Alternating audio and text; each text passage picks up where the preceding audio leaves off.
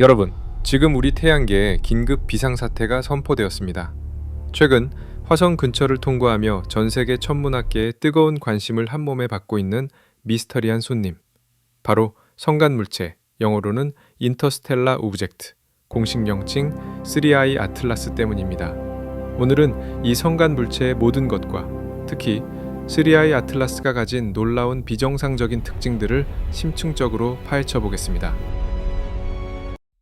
성간 물체는 말 그대로 우리 태양계의 외부에서 기원하여 항성계 사이의 성간 공간을 이동하는 천체입니다. 이들의 핵심 특징은 특정 별의 중력에 영구적으로 묶여 있지 않다는 것입니다. 태양의 중력에 붙잡혀 있지 않기 때문에 이들은 반드시 쌍곡선 궤적을 따릅니다. 태양계로 들어왔다가 중력에 구속되지 않고 다시 우주 공간으로 영원히 빠져나간다는 뜻이죠. 이는 태양계 내부의 소행성이나 해성과 이들을 구별하는 결정적인 특징입니다. 성간 물체는 크기에 따라 다양합니다. 행성 크기의 떠돌이부터 소행성이나 해성 크기의 외계 소행성 및 해성까지 있으며 우리가 관측하는 대부분은 태양계를 통과하는 후자의 천체들입니다. 기술 발전 덕분에 현재까지 태양계를 통과하는 것이 공식적으로 확인된 성간 물체는 단 3개뿐입니다. 첫 번째는 오umuamwa인데요. 공식 명칭은 원아이 오umuamwa입니다.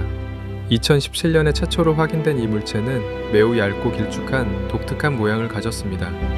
무엇보다 충격적인 것은 해성 활동의 증거인 가스나 먼지 분출이 전혀 없었음에도 불구하고 비중력적 가속을 보였다는 점입니다. 일반적으로 해성은 얼음 물질이 태양열에 녹아 가스와 먼지를 분출하고 이 추진력으로 인해 비중력적 가속을 얻습니다. 하지만 오umuamwa는 가스나 먼지를 내뿜지 않고도 가속했습니다. 이 때문에 하버드대의 아비 로브 교수는 오umuamwa가 태양의 빛이 미는 힘, 복사압을 받아 가속하는 얇고 평평한 광범선, 즉 빛을 에너지로 하는 우주선 형태의 외계 기술 장치일 가능성을 제기하며 큰 논란을 낳았습니다. 두 번째는 보리소프, 공식 명칭은 2I 보리소프입니다. 2019년에 확인된 이 물체는 확실한 해성 특징을 보였으며 이는 성간 물체의 다수가 해성 유형일 것이라는 천문학자들의 기존 예측을 재확인해 주었습니다. 그리고 지금 논란의 정점에 서 있는 세 번째 손님, 공식 명칭은 3I 아틀라스입니다. 2025년에 발견된 이 성간 해성은 매우 빠르고 평평한 궤적을 가지며 특이한 화학적 구성 때문에 큰 관심을 받고 있습니다. 3I 아틀라스의 놀라운 특징들을 살펴보시죠. 크기는 폭이 약 3마일, 즉 4.8km로 추정되는데 이는 뉴욕 맨해튼의 가장 넓은 폭보다도 넓습니다. 또한 철보다 니켈을 훨씬 더 많이 방출하는 비정상적인 화학적 특징을 보입니다. 그리고 행성들의 궤도면과 완벽하게 일치하는 매우 희귀한 궤적을 가지고 있으며 속도는 초속 60km로 지구상 가장 빠른 경주용 자동차보다 600배 더 빠릅니다.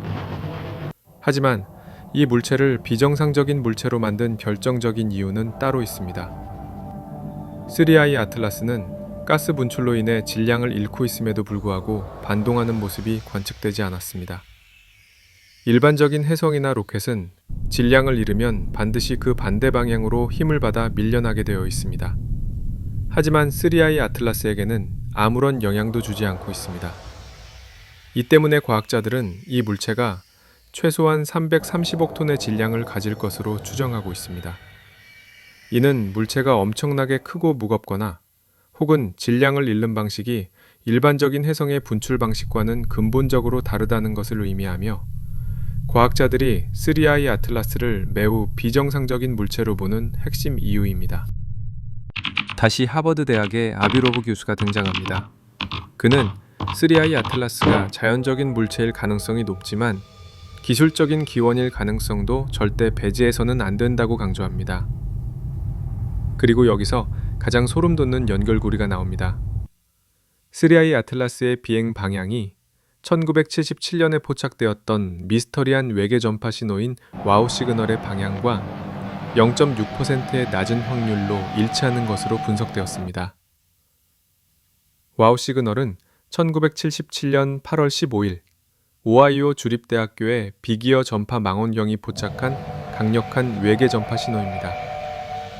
이 신호는 우주 배경 잡음보다 약 30배나 강했고 특히 1420.4556MHz에서 포착되었습니다. 이 주파수 대역은 수소 원자가 방출하는 주파수와 가까워 우주의 고속도로라 불리며 지적 생명체가 통신에 사용할 가능성이 매우 높은 주파수로 여겨집니다. 신호는 망원경의 수신창을 통과하는 약 72초 동안 지속되었고 당시 자원봉사자였던 천문학자 제리알 리만이 출력 기록에 와우 라고 적으면서 그 이름이 유래했습니다.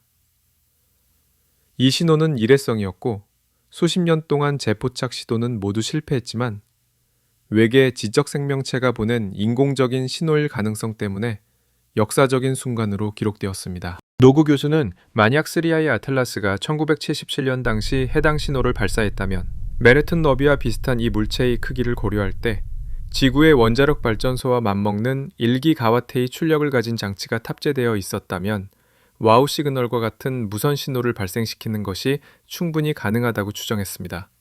3I 아틀라스의 이동 방향이 와우 시그널이 감지된 방향과 놀랍게도 일치한다는 로브 교수의 주장은 3I 아틀라스가 과거에 이 신호를 송출했던 외계 기술 장치일 수도 있다는 충격적인 추측의 근거가 되었습니다.